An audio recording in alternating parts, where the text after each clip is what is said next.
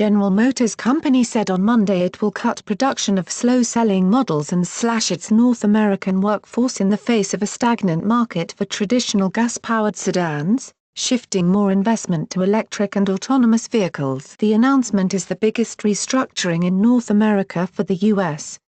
number one carmaker since its bankruptcy a decade ago. Its shares rallied 7.6% to $38.66. GM plans to halt production next year at 3 assembly plants, Lordstown, Ohio, Hamtramck, Michigan, and Oshawa, Ontario. The company also plans to stop building several models now assembled at those plants, including the Chevrolet Cruze, the Cadillac CT6 and the Buick LaCrosse. The Cruze compact car will be discontinued in the U.S. market in 2019. Plants in Baltimore, Maryland, and Warren, Michigan that assemble powertrain components will have no products assigned to them after 2019 and thus are at risk of closure, the company said. It will also close 2 factories outside North America, but did not identify them. "We are right-sizing capacity for the realities of the marketplace," Chief Executive Mary Barra said, adding that the cuts were prompted by auto industry changes. Barra said the company will double resources dedicated to electric and self-driving vehicles over the next 2 years. The UAW union vowed to confront this decision by GM through every legal,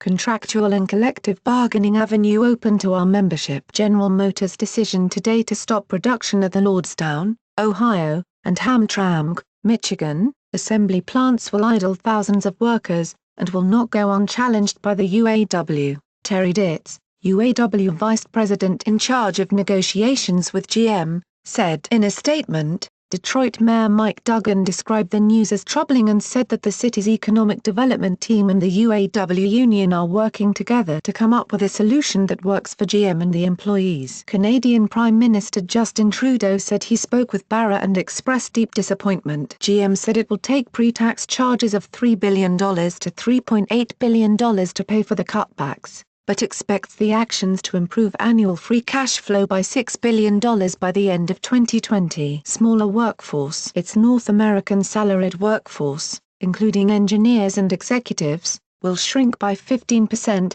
or about 8,000 jobs. The company said it will cut executive ranks by 25% to streamline decision-making. Even as GM is moving to lay off salaried staff, the company is hiring. At GM's Detroit headquarters on Monday, there were signs directing people to a new hire orientation meeting. Barra said GM can reduce annual capital spending by $1.5 billion and increase investment in electric and autonomous vehicles and connected vehicle technology because it has largely completed investing in new generations of trucks and sport utility vehicles. Some 75% of its global sales will come from just 5 vehicle architectures by the early 2020s. It plans to reduce annual capital spending to $7 billion by 2020 from an average of $8.5 billion a year during the 2017 to 2019 period. Cost pressures on GM and other automakers and suppliers have increased as demand waned for traditional sedans. The company has said tariffs on imported steel,